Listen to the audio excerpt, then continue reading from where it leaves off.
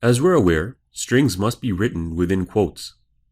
Let's see what happens when we create a variable and put quotes inside of the string. In this example, we've placed quotes around the word players in our sentence. If we go ahead and preview this file in our web browser,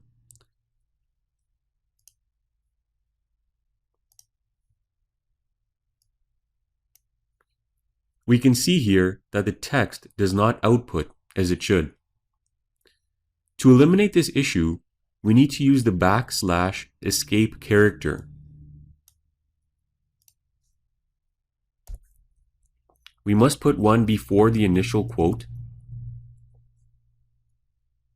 and one over here. Now when we save the file and refresh our web browser, we can see that the sentence correctly displays with quotations around the word players.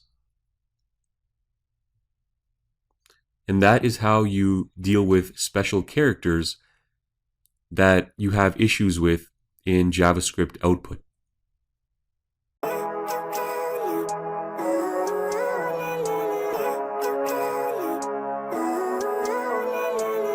Living life every day, late at night, not okay. All I want, and I pray, all I need are some better days. Fuck me, I'm looking in the mirror, so foggy, but I've never seen clearer.